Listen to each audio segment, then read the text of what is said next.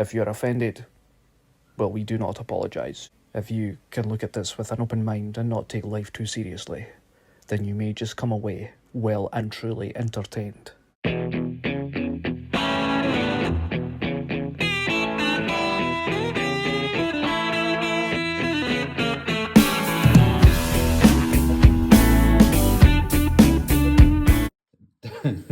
Never fear, Scumbag is here. Today's guest is Stephen Barclay, chosen lonely. On to the interview. Hello. Hi Sean, how's it going? All right, Stephen. How's things? Aye, not too bad. Yourself? Aye, perfect. Aye. Thanks for doing this. Aye, no bother. I'm just changing my name to the band name. That makes more sense. Aye, No bother at all. Cheers for reaching out. No, it's good because what I'm trying to do is getting people from, well, it's meant to be caithness based, but I was thinking everybody from sort of like the Highlands, means sort of Inverness upwards. Aye.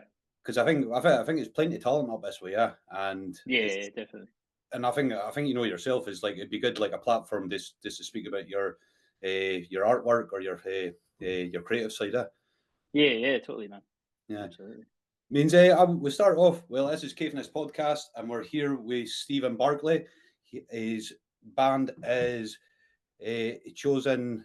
Oh my god, my mind went blank there. Sorry, I have no worries. How's the sound on my side, by the way? Because I've got my AirPods in just because I've got the door open and here it's. Oh no, yeah, perfect. Cool. It's my sound alright. Yeah, perfect. No? I end up forgetting my speaker. My speaker's left in the car. Exactly. I mean, this is caithness podcast. We're here with Stephen Barclay. His band. What is man? The Chosen Lonely is. The Chosen Lonely. Sorry, man. It's written. No bother. No worries at all. Anyway, means where are you from, Stephen? So I'm from Inverness. Yeah, from Inverness. Aye. Most of my life here, like so.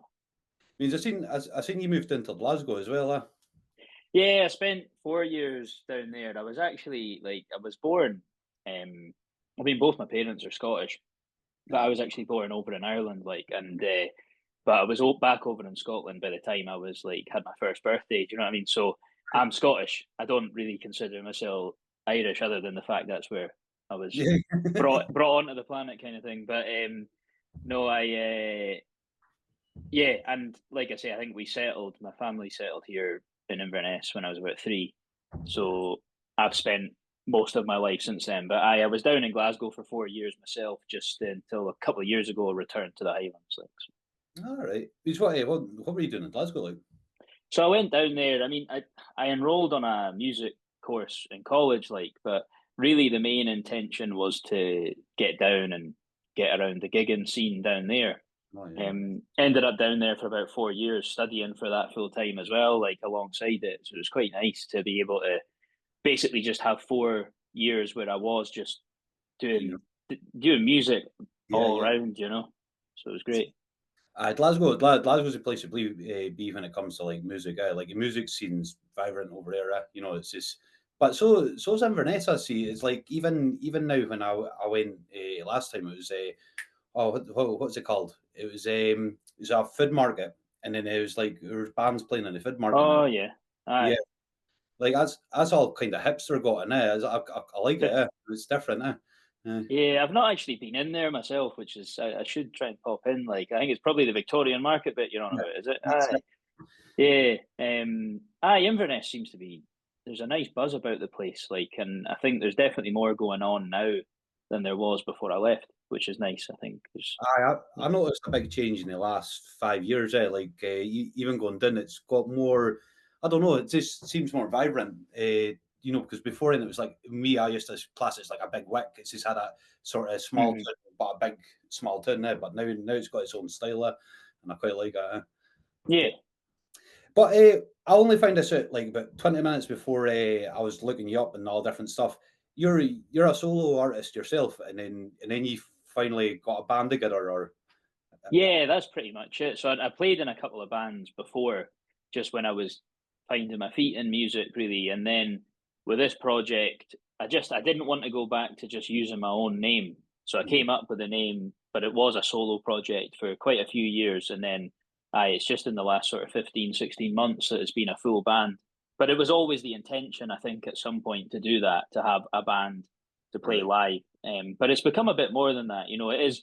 I guess it is still very much like the band members have joined a kind of project that's already up and running. So a lot of the vision and everything's there. But it's nice to have. I think there's a good balance of the original vision is still there, but there's also some people that I feel have become a part of it as well. You know, so it's nice in that way.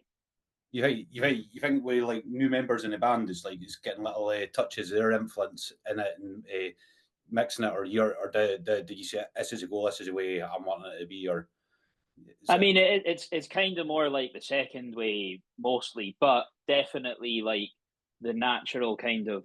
It's. I mean, it's impossible to play with other people and not have their sort of natural style come through a little bit, you know. And I think that's nice. I think it's important to have that in the sound. Oh, like I've been listening to your stuff, like mostly like what I do when people come on a week, and I just solidly listen to their stuff. It means what is it? I was off this week, but last 4 or 5 days I've just been solidly listening to your stuff, and it's because you got your own style. Where this is my take on it. It feels like you ever watched 80s movies, Scottish 80s movies, where you got Run Rag and Big Country, right? Yeah. You got something like that. Like you could have cool. songs on there where I'd be like, that suits, you know, like it's really Scottish if it being bagpipes and tartan, but it's got I know what you mean, yeah. I love it. Like even the sort of Las Vegas to me, because I was a big fan of Las Vegas when I was younger, and it's got it's a wee bit. I'm not, but definitely Big Country and Run Rig for me for some reason. I don't know if that was your influence. Sort of was it? Maybe it's the keyboards. I think it's got an 80s twang to it. Yeah, sure. Yeah, totally. I mean, I think the keyboards were sitting in the band I had just before this project. Some of the songs and the keyboard kind of sound, we were beginning to sort of try and find that with that project. So there's been like a continuation in this. But definitely Las Vegas was one of the biggest influences when I was first getting started playing the guitar and all that. Like, so, absolutely. I see. Back in the day when Las Vegas came out, it's weird because I knew him. Well, I never knew him, but like I heard of him before they got signed, and people were like, "Never heard this band." And then once they brought out their album, I think I've been a few gigs. There's it was just I thought they're amazing back in the day. But I think that's a Scottish sort of thing. It's like same goes to like what's his name from Dundee, View. You know, like you're going to support them because they're Scottish. You know. But what is that? Means that just ticking off a couple of thingies. It means what is it? You got picked up with BBC Alba for playing on Belladrum. Was that? Did I get? Yeah. So they were doing like a shortlist. They shortlisted 8 acts this year for opening the main stage at Belladrum. It was.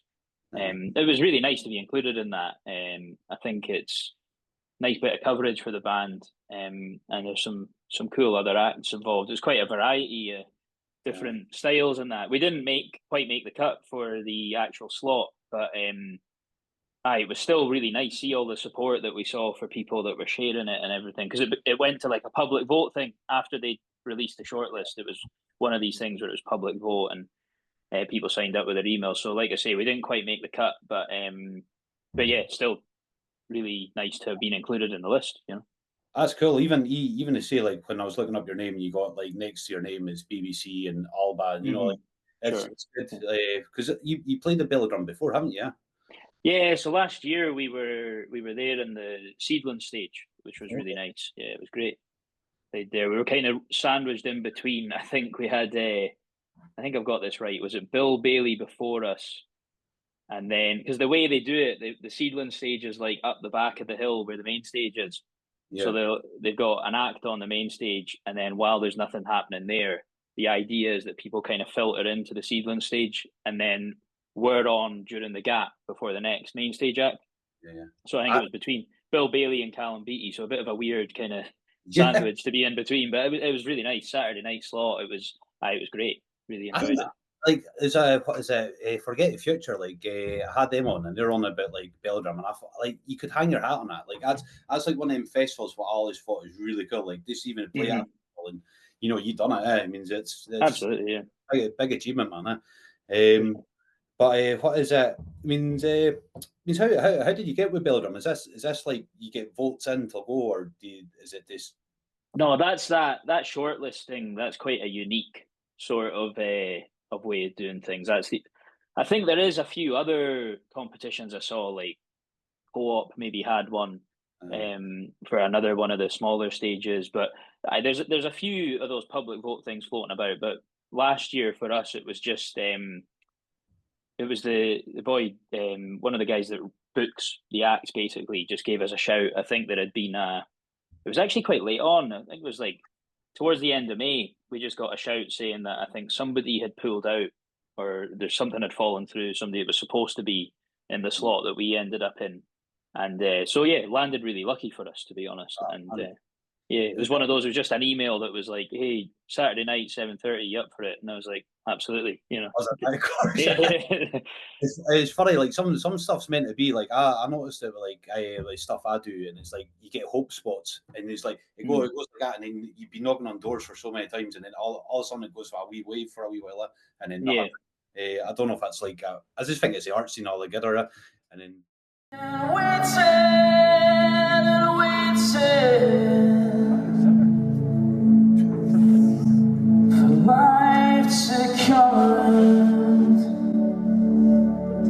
And tell me where I'm going to.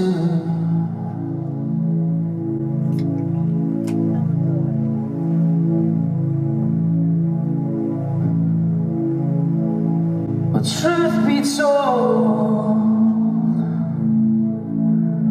I found it before I got too old. But I still get lost. Now and then I'd such a first, but always I'm waking up to find you.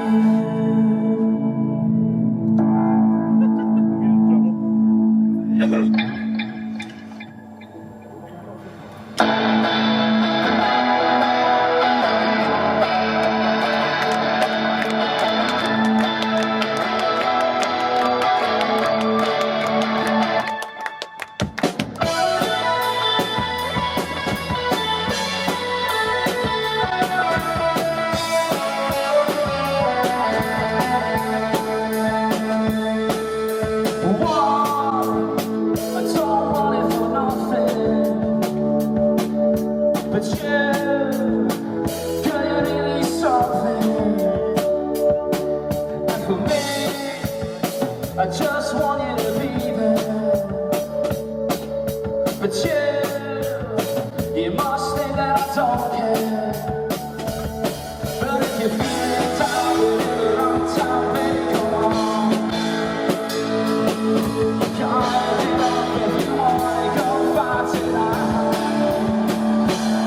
because you and me, we're going past the line on the roller coaster.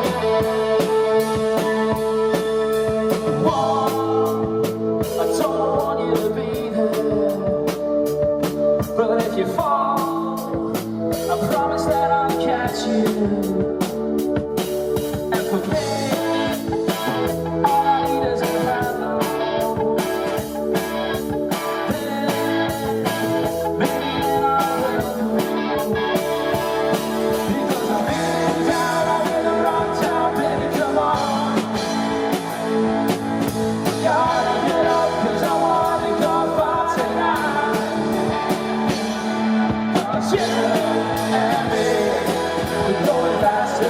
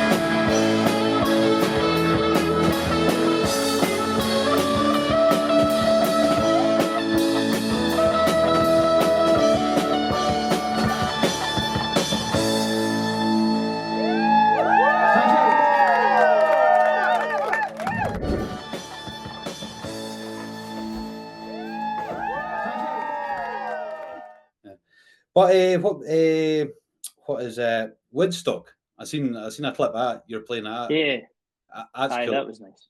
Yeah, that was a great festival. Actually, it's quite nice to have done that, because I think I'm trying to remember when that started, but 2018 anyway. I played there under my own name, sort of in that just very short period between the end of my last band and the start of this project, and that was just acoustic.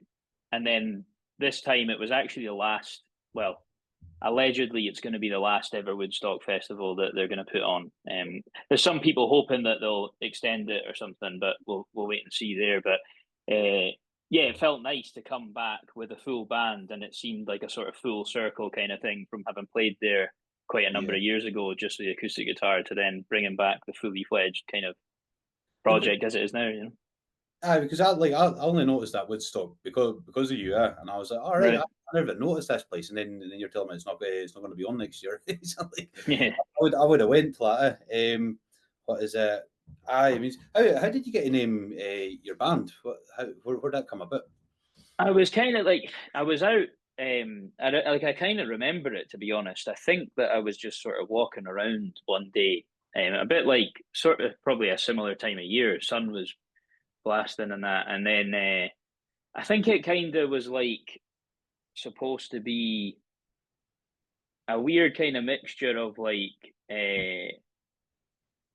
you hear it in maybe, I don't know, you hear some artists talking about that mixture of like a huge ego, but then feeling a bit like out of sorts at the same time, kind of thing, and a bit unsure where to go. And I think that's kind of, I mean, I don't mean to call myself out that I was walking around with a huge ego, but I did kind of feel like in a weird spot where I was like the band that I'd been in before was coming to an end.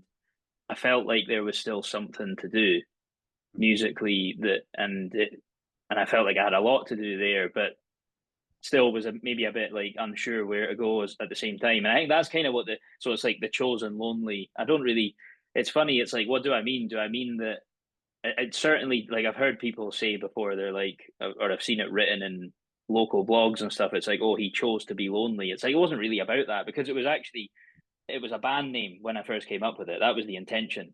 It wasn't, but like when I got into the solo gigs again, I just kind of thought, well, the name still kind of fits, so I'll just run with it. But yeah, I think it just kind of, it's like, I'm not really sure. I almost don't really know how to tie it down to what it exactly means. But yeah, I just came up with it that day, and it felt like the right kind of thing for the spot I was in at the time. Yeah, it's a good name. Like, I mean, I was speaking to Sheppy a couple of weeks ago, and he said that he's on a stage. It goes, I could have been buzzing, but instead I was like, nobody bounced for it, and he was like, in front of people he was confident, but like behind the sort of stage, he was like, I was just so nervous, and I just wanted to, like, speak to somebody. Means I kind of got a name. I'm like I keep saying to people, you got to wear a sort of top hat and a cape and be a character when you're trying to moat yourself or trying to put yourself out there. But behind closed doors, you're like, me, I'm shite. I hate myself. I don't know. That's me. Like, yeah, and it is. I think it's kind of along those lines. It's like, I think I found more of a balance in that stuff nowadays. But like, I think that's maybe where the name was sort of originally came from. Yeah. No, it's a good name, man. What's I found really funny about your band, because I only seen this in the metal sort of scene, is you sell tapes. Means like, right. And I thought that's quite old school. And that's quite like metal does that. Like they still sell records, they still sell tapes, and you do the same, don't you? Yeah.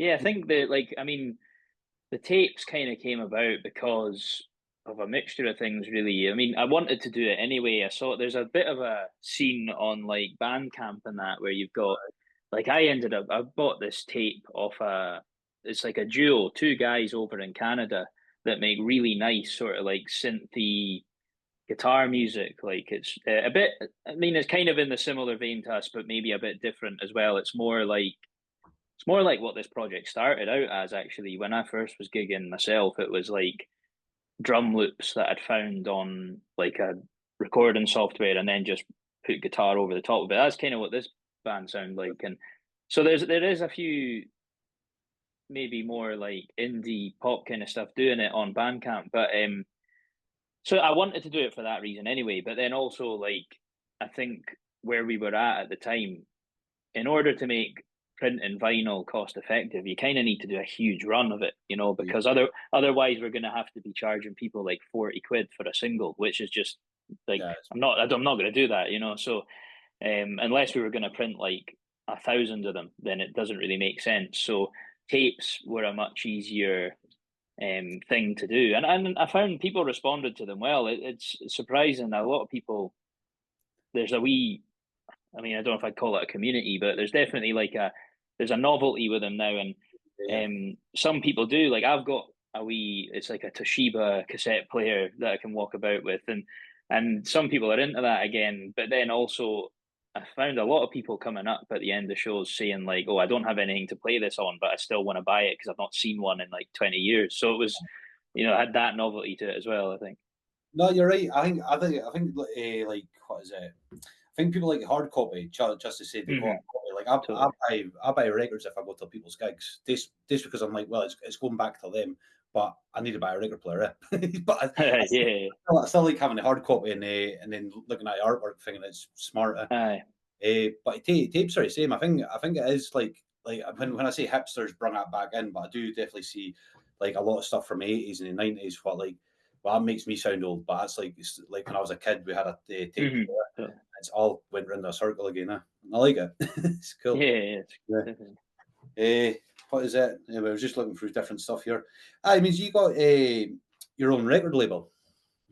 Yeah, so I mean, that's something that I started myself just to, while I was studying and that, and it was just really a vehicle to put the music of this project out. I've kind of toyed with the idea at times, and I'm definitely open to, if there was another band or artist that I came across that I wanted to work with and felt that I could help them with that, then I'd absolutely love to do that and make it more of a, not just about us. But that kind of, those circumstances have just never quite gelled up at the right time.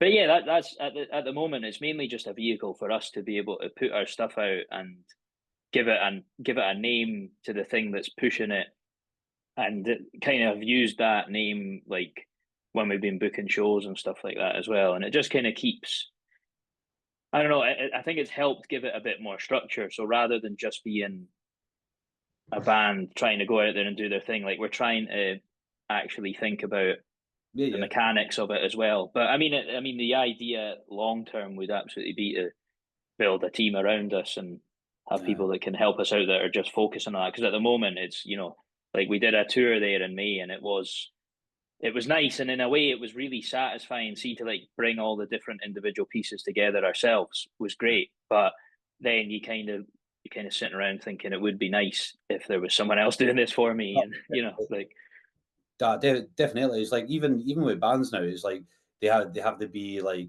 they have to make posters, videos. That's it. Yeah, it means you're basically jack of all trades. Yeah. And it was a guy who messaged me. It was like, he was from Edinburgh, but he said there's a guy in Inverness. He's got a record label there, but I don't know if like was he chat or no, or was he a good? I could send you a link. You could see if he's decent. All right. Cool. I don't know. I just get random messages every now and again. I know, that's cool, man. Like, this is the other thing I was going to say. What do you think about now? You think it's better getting signed with a company, or just do a DIY and do it yourself, sort of? Yeah, I don't know. I think, the industry has definitely changed. It's like, I don't know. I think there's a mixture. Like, see if you can strike the balance between. I mean, some of the best examples would be like although, like, Jerry Cinnamon's the sort of huge example that jumps out of. Although he bills himself DIY, and he is, like, I'm not disputing that, but there's a team there, but he's probably fairly in control of what that team looks like. It's not really working with this person, so we'll let them go. We'll get someone else in for that. But there's like they'll have a production manager, someone doing the booking. There'll be someone involved, and there'll be a team around him. But you don't necessarily need the major label vehicle like it was before, I think. But I mean, I guess if we found ourselves in a position where there was labels wanting to work with us, then yeah, No, it'd be difficult to sort of say no to it. turn away from that, I think, Yeah, you know. Yeah. I mind there was a guy. What is it? I was speaking to. I was working at the time, and he was saying he was, what is it? He got approached with Sony, like him and his, Right. and he turned it down. And I was like, what? If that was my dream, I was like, how did you turn that down? He was like, because it was like I can't mind. It was a certain contract, and they weren't going to make as much money as what. And I was like, I don't know, man. I would have bet a hand there. You know, like if it was me with filmmaking and a certain company came up, I'd be like, I just sold my soul. You know, Yeah, and then that's it. I think it's about maybe having some people around you by that point so that you can ask the right questions when you're in these situations. That because, I mean, the other example I've got, like a band that we've done a couple of shows with, called Rest.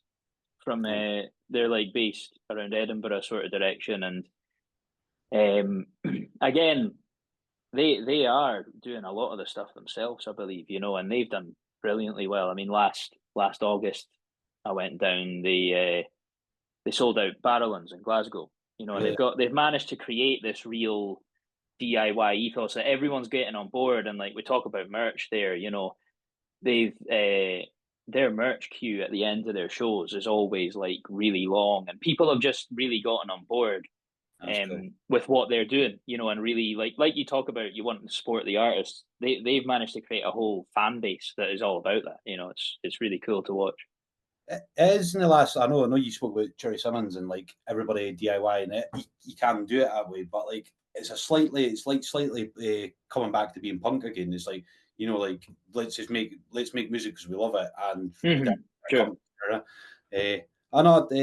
Is other thing I just noticed this not long ago is you made a football song.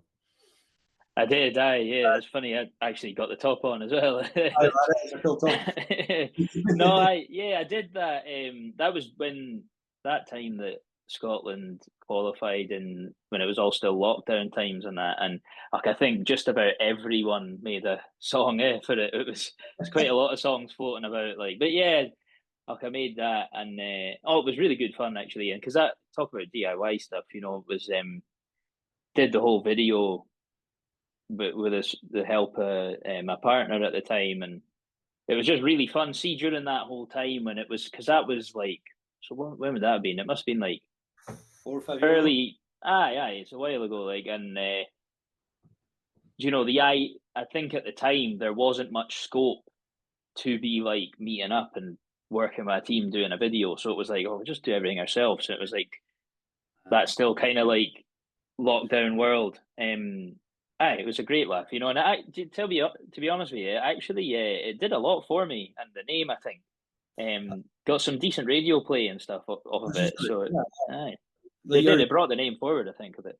Yeah, like I that's what I mean. I was like it did well, like, because it was like I think it was where was it in the list? Spotify. It was actually doing. There was a lot of people downloading it. Yeah, well, and it seemed to be even to just like even within the last couple of years, every time that there was an international break in the football, it seemed to like go up in the stream. So I think a bunch of people must have it on just their own playlists of like Scotland weekend away and that, and it's getting played by the Tartan Army and that. So it's nice. It's cool.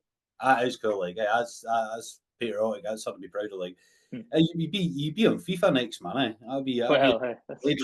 That's a dream.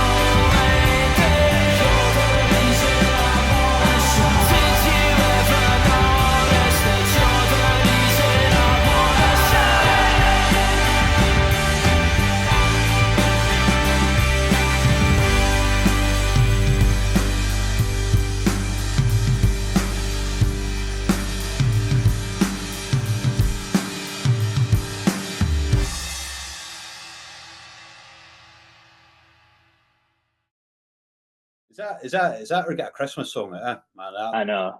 you can't say tire it, nah. Just get that's you. I was just going to speak about your radio. I mean, you're on a BBC radio, and you've been on a radio a good few times, yeah. Yeah, totally. Yeah, it's been good. The brainchild of Stephen Barclay, the Chosen Lonely's back, or rather are back, because it's now a band. The first single as a band recorded with Darren Coghill from Neon Waltz. The Chosen Lonely with Big Blue Bus.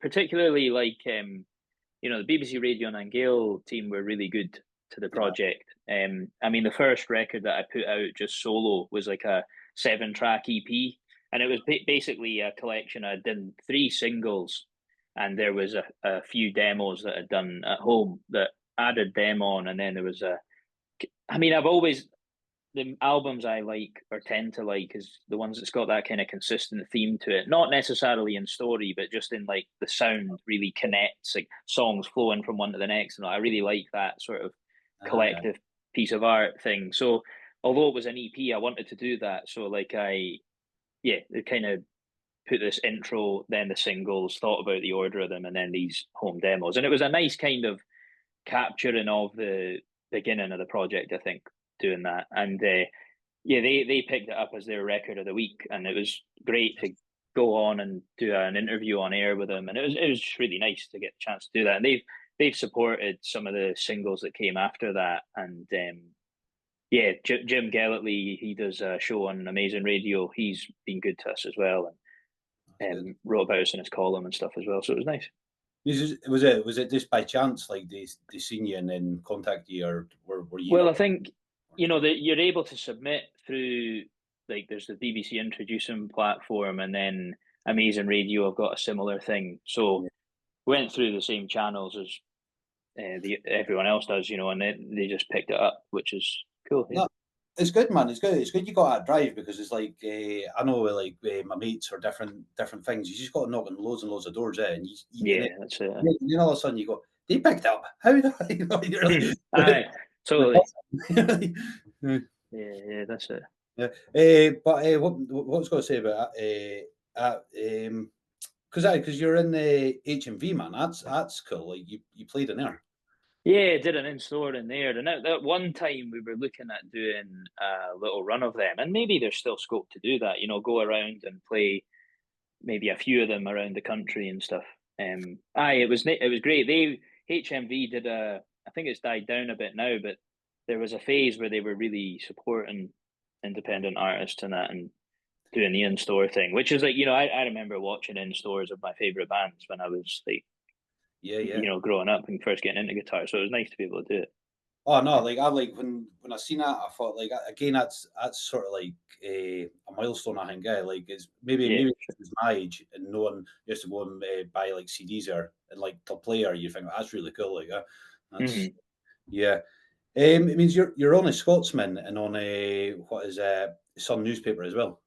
Yeah, that was it. So that was Jim, who I mentioned from the Amazing Radio. He also writes a column in the Scottish Sun. So he picked it. It was the next single I did after the football song, I think, actually, that was in the Scottish Sun. And then, Scotsman, they've got a little section. It's on the Sunday version of their newspaper called Under the Radar. And basically they pick an artist of the week. So, yeah, it's really nice. And all of that kind of was happening in that same time.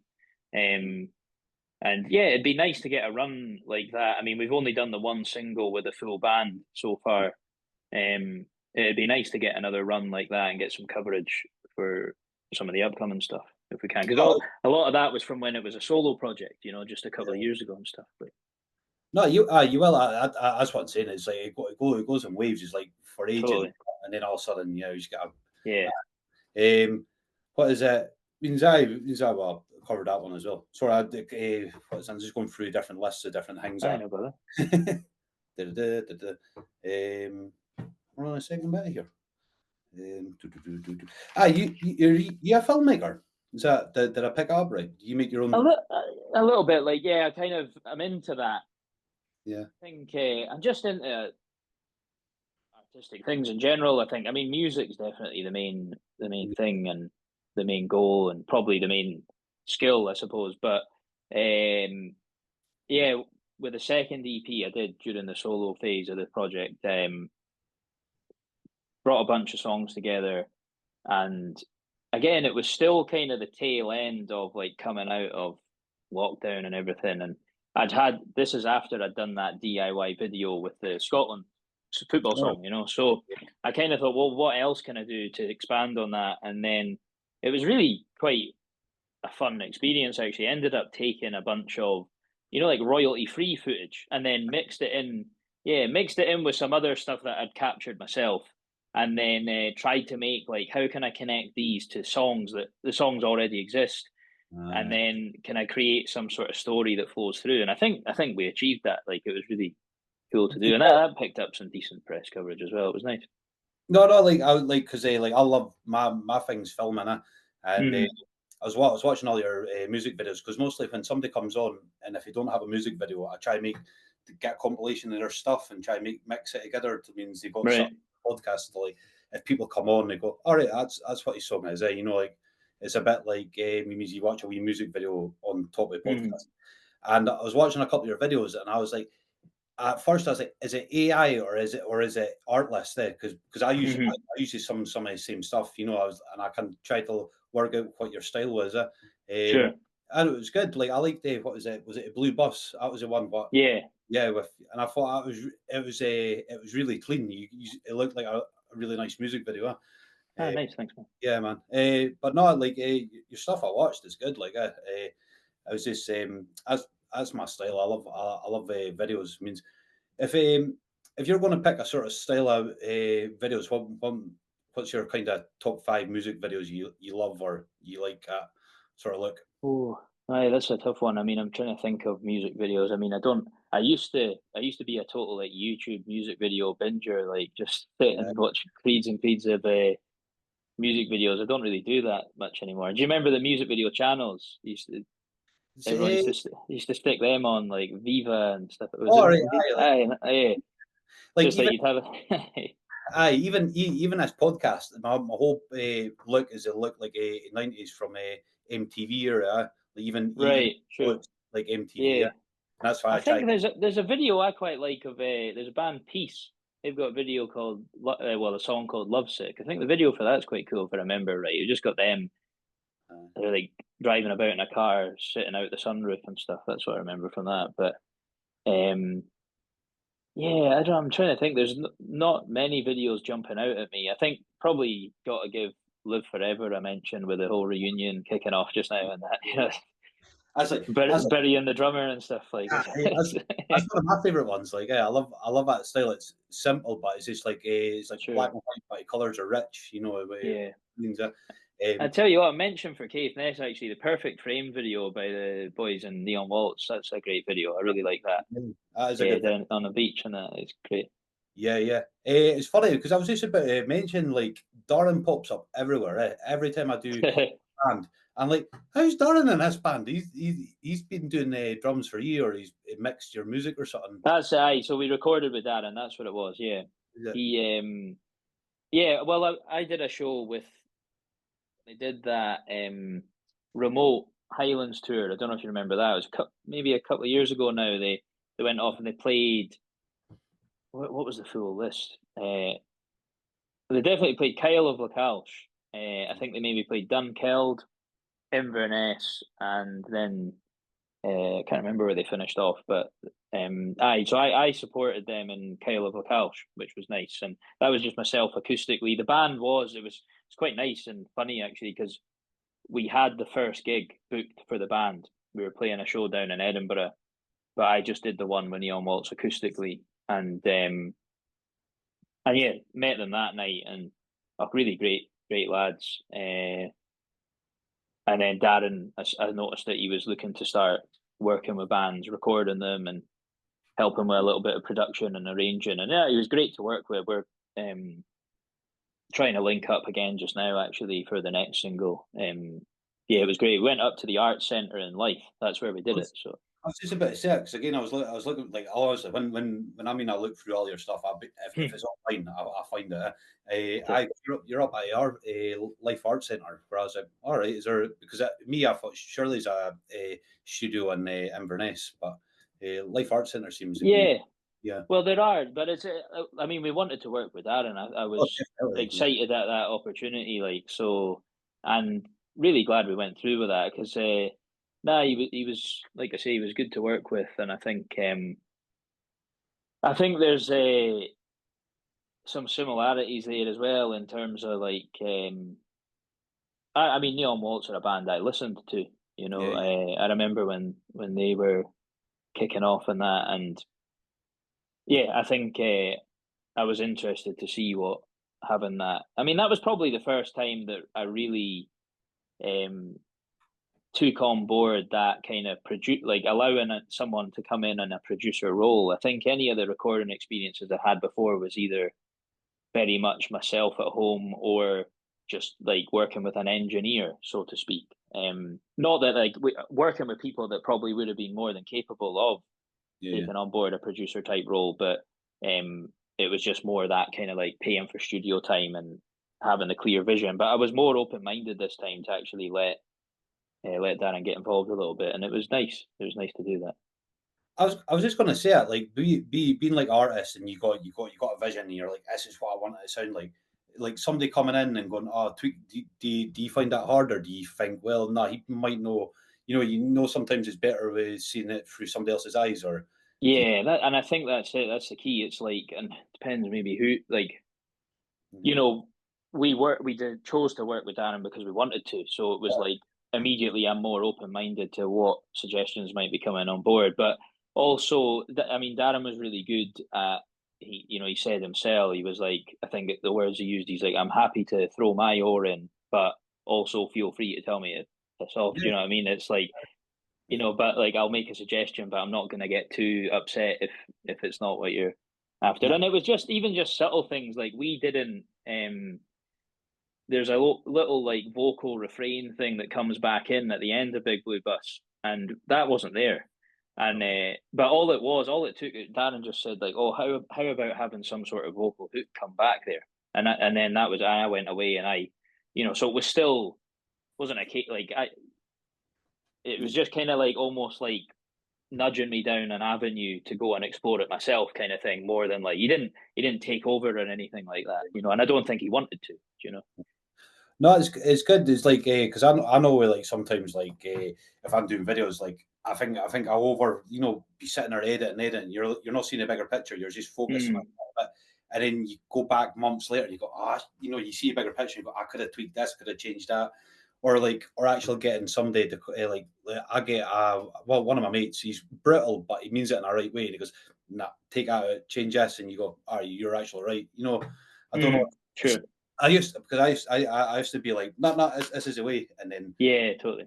but it's good. And It's good you got a guy like Darren to work with because yeah, I know with Sheppy goes and says, honestly, you can make a tin can sound amazing. Now he's just he's got yeah. Well, I heard the stuff that he did. He did some stuff with making music from a garden and stuff like. he's, Yeah. he was telling me that you see the Life Arts Centre paid him money to make music Aye. through like garden stuff, and then I think the women came in and he had his toes in a quiche squeezing. He was like, "I'm getting paid for it." So I'm not doing it. Yeah, that's cool, man. Means it I mean, you're saying like your way band, but is there been any really bad times with like with music where you're like, nah, this is or you're gonna give up, or was there been times where yours is? I don't think. I think music has always it's pulled me through a lot, to be honest, and I think it's always been the kind of mainstay. Um, there's definitely been times like with previous projects and that where things have kind of fallen on their head a bit, and then I've been out like not doing much. But um, music's kind of been the constant that always comes back around, I think. And aye, Yeah. so I don't think I've ever been in a spot where I remember having a time where I kind of thought I was just confused in general and kind of not sure but even I came out at the back of that because like I was like, no, I can't, like I could never let go of the music. Like it's definitely just something like it's both important and also just it's just like great. It's sometimes it doesn't even have to be like so serious as like, oh my god, it's so important. It's just really nice to listen to music and play it. Or do you write your own stuff, or is it like? Yeah, so it's I kind of done that right from the get go. Like I actually quite funny. The first two instruments I learned as a kid was accordion and bagpipes, so it was like proper Scottish heritage stuff, you know. And then it was when I was in like my mid-teens, or well, more like about 14. I'd had a little phase on the guitar when I was slightly younger than that, but more like my older brother played, and he showed me a few chords, and then I kind of just left it alone and didn't really. But I got back into it when I was like 14, and just kind of immediately, once I'd learned a few chords, a few songs by some of my favorite bands, I started just writing tunes that, I mean, looking back, a lot of them were like, I would learn a song by a band and then just move some of the order of the chords and write my own words, do you know? And Yeah. so like, but it was just kind of like within the first few months of properly playing a guitar, I was writing tunes. So it's almost weird. It's like I view myself more as a songwriter rather than as a guitarist. It's like I play the guitar to allow me to play the song that I've written, kind of thing. I've never properly trained in becoming a guitarist or a vocalist or anything like that. You know? You're probably like my cousin. My cousin, like I'm jealous of him. He's like he could hum on a tune and he can play it on the piano. After a few months, he knows how to play piano. Like, how can he do it, man? You know, he's got that musical thing about him, and I'm like, nah, I can play triangles, but as good as it gets for me. Like, but means when I was going to say about your writing, you're saying like you used to listen to tunes and then you maybe just tweaked that a wee bit. But like I think we all done it. Like I mean, when I used to write stuff, it was like you could tell what influence I was going through at the time. You know, like it could be Black Sabbath, it could be Pogues. Sure, yeah. You know, it was like, but that's like me. I used to love writing, but it's funny. It's like stuff what I read years ago I couldn't do now because it captured a time in like maybe I was 15. Aye, absolutely, yeah. Yeah. It's like you could pay me money. I like, nah, I couldn't catch her at that time. That was the way I was feeling it. That's cool, man. Means what's been like sort of like goals you done? You went, this is amazing. Like this is like a milestone for your journey so far. I think when I look back now, like I realise there's been a lot and a lot of things like because I still feel like there's a lot of milestones to reach. And but then I kind of find myself sometimes the thought wanders in. I'm like, well, what if this is all that it is? And I'm like, well, actually, there's a lot that's happened that's really good already. Like, playing King Tut's down in Glasgow was just great because I mean it's just the whole folklore of the place, you know, and it's like and then moments like I don't know if you remember a band Sargent from Fife. They were. Sargent, it rings a bell. I mind Frightened Rabbit. I can't. All right, sure, yeah. Well, Sargent, just a band that I was just right into when I was first getting into guitar and everything, and then I actually supported them in Wick, but that was before the Chosen Lonely. That was with the last band. It was in the Blackstairs. They did a show, and and I mean just like things like that, and I might Bonehead was kicked from Oasis was kicking about in a band called Parlour Flames at one stage and played alongside them. Show with Kyle Faulkner, and then the big one for me though was the band. We did an acoustic stripped back set with Las Vegas at the end of last year, and it's just like I genuinely watched like every single interview that Las Vegas did when I was like 14, 15. They were arguably the biggest band in my head at the time. That's cool, man. Because I seen a picture. Because like, isn't like when I was listening to your stuff, and I was like, it was maybe it was just because I was a big fan of Las Vegas when I was younger. I could see little, no influences, but like it was just maybe it's Scottish, but it wasn't like I could yeah. But I mean it in a good way. Like I was yeah, totally. Oh, I mean, it absolutely has. Like, yeah, definitely, there's an influence there. That's cool, man. I mind seen like I said, I seen Las Vegas years ago, and fucking my mate pissed in a bottle. No, pint, they chucked it, but it never went. Only went like two. Smashed the guy in the back of the head. It's fucking warm. I said, oh no, but he was small. I mean, he never seen him. He's just seen me. Just looking shocked. I was like, I thought I was going to get leathered there, but I never. I had one like that when Noel Gallagher played Buck Park about 5 years.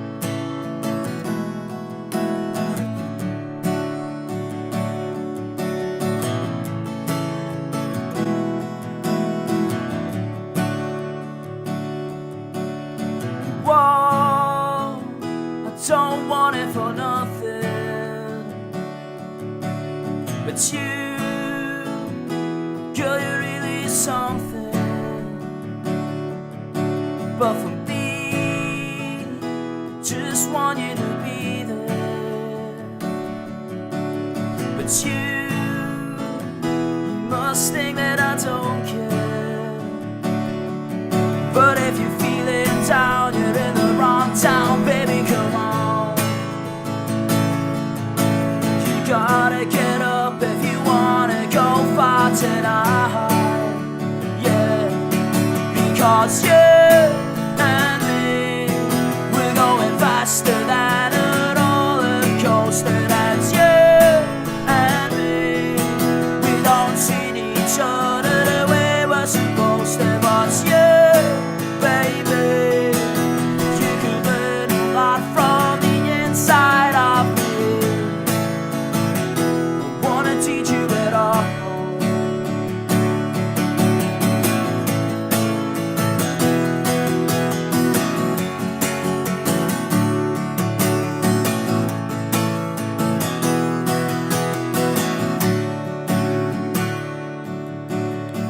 Whoa, I don't want you to be there. But if you fall, I promise that I'll catch you. And for me, all I need is a hello. And then I promise that I will go. Because I'm feeling down, I'm in the wrong town, baby, come on. But I'm gonna get up, cause I wanna go far tonight. Yeah, because you and me, we're going faster than a roller coaster. That's you and me, we don't see each other the way we're supposed to. But you, baby, you could learn a lot from the inside of me. I wanna teach you it all.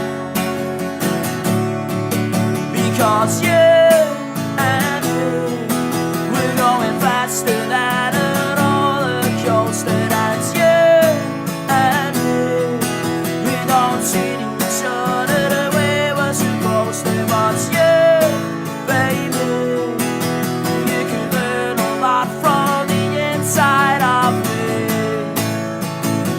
I wanna teach you it all. I wanna teach you to fall.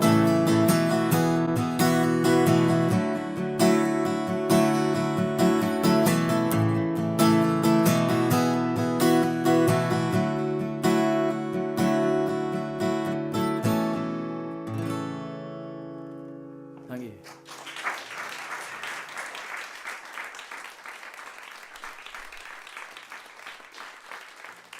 No, that's means we covered like the best bits. That's cool, man. Like some of the people you met so far and like gigged with, that's like people who like would love it. Because Yeah. what was your well? I'm guessing King Tut's was like your best gig, or what was it? Yeah, I don't know if it was like. I mean, it was nice, and it's really nice to sort of have that ticked off and photo of myself on the stage there and everything. But I think, I mean, best gig. I don't know. I think like see the tour that we did in May with like we did 5 shows headlining them all, and we did Glasgow, Aberdeen, Dundee, Edinburgh, and then finished off in Inverness. And it was just like it felt really. I had a show like just before I brought the band in as well. I did a run of shows up and down Scotland and sort of the north of England, and just going out and doing tours where it's our name on the poster. I think just like there's been a few moments where I've really felt like a proper band or a proper artist, and it's like people come along and we're starting to hear a few people, like there's a few pockets of people at shows singing along to the tunes and stuff. Like it's not the entire crowd yet, but there's a few people that are picking up the words to songs and that, and it feels really good. I'd say that because the King Tut's one, it was really nice to play that venue, but it was like it wasn't our show. Right. So I think I'd rather play to a room of like 50 people, but they're there because they come to see us, right? Yeah. No, it's cool. Like I mind speaking to my mate, and he said that would be his goal to play in the King Tutsa. And it's been a few people on so far, and that's like their holy grail if they could play her. Anyway, you done it. Yeah. But that's cool, man. I mean, what's the goals now? Is there any small or big goals with what you would like to achieve? Or I think, definitely. I think next on our horizon. So we've actually I won't give too much of away I won't give too much of it away yet because we've not been given the green light on announcing it yet. But we have actually ended up with a sort of backdoor kind of entrance into Belladrum anyway. So we will be back there this year with quite a nice slot. Yeah. So looking forward to that. And then after that, it's just getting the next single out. I think, what are the goals? I mean, see, when we finished, like a week or two after Belladrum, we had a chat and I had to think about where I wanted us to go and be within a year's time. And we wanted to be like the top sort of goal that we had, because we were thinking in terms of if we come back to Belladrum next year, where do we want to be playing? And we're playing exactly where we aimed the highest. Like I say, but so like delighted with that. Probably wouldn't have said, oh, and I want to support Las Vegas kind of thing. But I think we want to do more of that. I think, so that's a long-winded way of getting to the answer, just as I think it through. Like, I want to do more high-profile supports. I think that's what will really help us. So that when we then do another run of shows, we can play bigger places than what we have played. Start to just get the name around more, and if we can try and capture some of the press attention that I've had previously with the next single for the band, I think, I think those are the sort of goals that we want to aim for. So that, in a year's time, we can maybe be a bit more of a, we just want people to hear about us and know about us, because I believe I really, it's probably taken us a year to really settle in, and although that year's been full of some good points already, I think I'm confident in the band now. I think we've got a good thing going on here, and I mean, it's up to us now. Like, I'm not one of these. It's like, if we want to be heard by more people, then we've got to put the work in to make sure that happens. But I think that's what we want to aim at, is more high profile supports with some bigger names, and a bit more coverage on the next single. No, it's good, man. You're doing it. Like, I mean, like even what is it like? It's when bands, and I've seen them on Spotify. I still think that's cool. Like with me, I'm just like, oh man, that's, or even Facebook. You know when you're putting up a story and you type in a band's name, you're, oh wait, they're on it. You can take their song and put it on a picture. Like if I'm posting it somewhere. Like I don't know that day. Like that still blows my mind a wee bit. Yeah. Like I just think I like to chat. What is it? I'm just seeing if I missed anything at all. Not Life Art Centre. Yeah. Is there any bullet points would you like to speak about this? Is in case I missed it and then hang out. Is there anything you would like to chat or haven't covered? I don't think so. Actually, I'm trying to think, because we've covered even like what's happening next for us. I think. I mean, we're going to be doing a show with with another artist from Inverness. Pardon me. Dylan James Tierney's doing a show at Anne Siomar, which is one of the newer venues that's opened up. So he's asked us to come in, and we're going to do a stripped back acoustic thing, similar to what we did with the Las Vegas show. And I think it's like being into bands like Oasis and stuff like that. I quite like having the ability to strip the song down to its bare bones sometimes, and they're quite good at that. Everyone loves an acoustic version of an Oasis tune, that kind of it'll be nice to sort of give an indication of what the songs are like when it's just maybe like piano and guitar and that. So we'll be doing that with Dylan on the 6th of September in Inverness. But it's nice. I mind like Nirvana Unplugged. Like I think it's one of the best albums ever. I think it was the first time I heard like actual it was that type of music into like acoustic, and I thought that works so well. No, I mean, like who's your influences growing up in? I mean, I know we covered with Las Vegas, but like yeah, I mean, I think like it's funny. The first, like, I think when I hear stories that like my mum tells me about when I was a kid and that, like, I mean, we had, do you know that song "You're Gorgeous" by, is it Baby Bird? I think proper 90s tune. Yeah, I had that on in the car recently, and she was in the car and she was like, "Oh, you used to sing this when I was like a proper Wayne and that," and I think I've just always, it's funny, like 90s music is really like connects with me in a way, and I wonder if it is because I was hearing it when I was growing up and that, maybe, but maybe unlocks some, I don't know, maybe some scientists will be able to tell you about neural pathways or something. I don't know, but it's funny. Maybe. Yeah. I'm like that way 80s music, and like again, it's like I was born in the late 80s, but like I was a 90s kid, but in it's the 80s I think what's cool, and then you be 2000s and the 90s, you think, it's amazing. Yeah, totally. Yeah. Totally. So like but really, like one of the first bands, interestingly, like I went through a bit of a metal phase on that when I was like 12, 13. That was like, bands like I mind Avenged Sevenfold, which are probably on the poppier side of metal, like, but I was into them for a bit, and then kind of just went not away from music, but I've got brought around. Biggest influences, I suppose, at the start were like Oasis, Las Vegas, and The View were probably the main three. Sargent then came in as a close, I would say a close four, but then they sort of overtook everyone else. I just love the guitars on Sargent's music, and there's bands like Northside were another, like they were like a band on Factory Records, early 90s, just great guitars.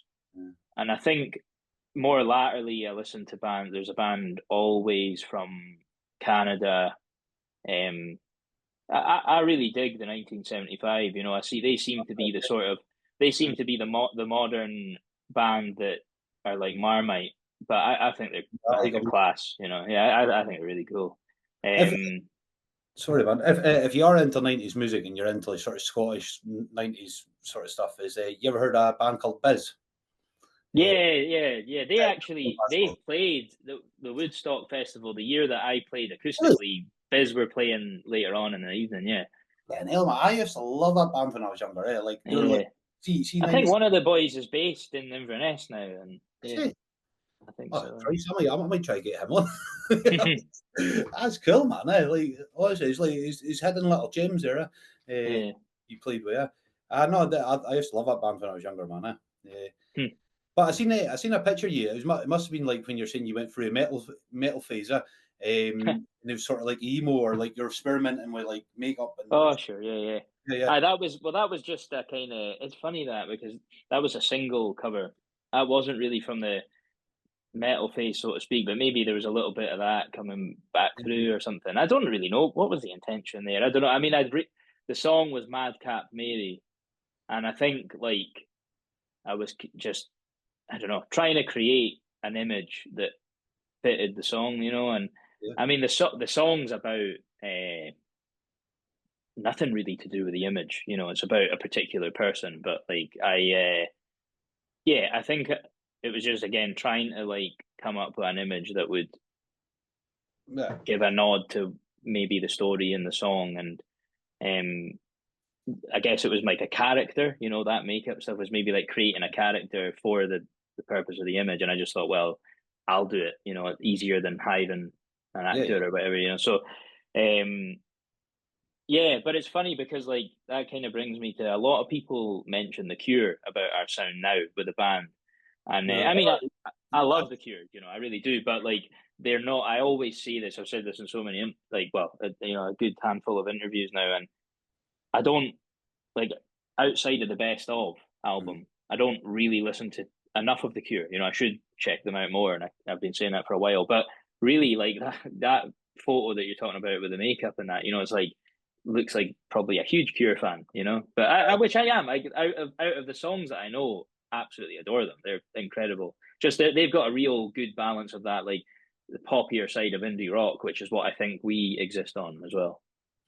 Cure, like, what is it? I've got a picture, and every time people come into the house, it's like, well, this is actually a picture of my house, but it's just, right. What is it? What do you call it? That's fake. But anyway, right. There's a picture there on this side of the wall, right? And it's got right. And everybody's going, who's that again? And my mind goes blank. It's a Cure, man. Like, but it's just for it's like it's on the wall, like, right. But I'm as a bit of a poser picture because I only know maybe a couple of songs, or is it? Yeah. I quite like the picture, and I like, yeah. But they're good, man. Aye, man. I think we covered a lot. Like I wrote about 20 questions to, and some people honestly like I write questions in and they fire through it like in 5 minutes, and then I shit myself because I'm like I got like another 45 minutes still to say. But it's good. It's good meeting you. Like I'll be in a Belladrum. I'm going down and because my girlfriend she's playing at it. Oh, nice. Well, she's doing the portrait for it. She's got a portrait tent. She's doing that. Oh, cool. It means I'll be floating about. I think I might interview people on dinner. Right. Nice. Cool. Yeah. We're doing the garden stage. Garden stage. Like, yeah. So we're opening that on the Friday. That's what we're doing at 12:30. So. But I wasn't gonna. Yeah. If you want anything cut out, like if you want that cut out, I'll cut out. Cut that out. And I don't know. I mean, I'm probably overthinking this, but maybe it's this worry about cancel culture now, man. Because it's like people might take snippets of that one thing you said, and it's like, oh, this flared, and he's not. It's like. I totally get you, man. Like it was a band what came on, and I had like 3 different cameras up, and we switched the cameras off, and at the time I switched the 2 off and forgot to switch the 3rd one off. It was just because I was nervous myself. It's like one of the first interviews I was doing, and we were yapping away and we're having a laugh. And then after an hour, I got like the other footage on the other camera, and it was like good stories in that. And then I posted up and they're like, man, is there any chance you can take that down? I would appreciate it. And I was like, oh, I'm really sorry, because again it was a laugh, but like maybe they did want to know everybody weed or whatever. Like I didn't care, but like like they're like maybe take that bit out. Like, all right, Simon. Fair enough. Like that's what I say to anybody who comes on. If there's anything you're unhappy with, just say it. We can sort it out. Like sounds cool, man. Anyway, thanks for coming on. And if I see you in Belgium, I definitely pop round and see you 10 when you're on at 12. This is my message, and we'll come round and sing songs, man. Spot on, no worries. But no, thanks for coming on. And if you know anybody else who wants to come on, fire them across to me. I will do. And but it'll be on hopefully on Friday.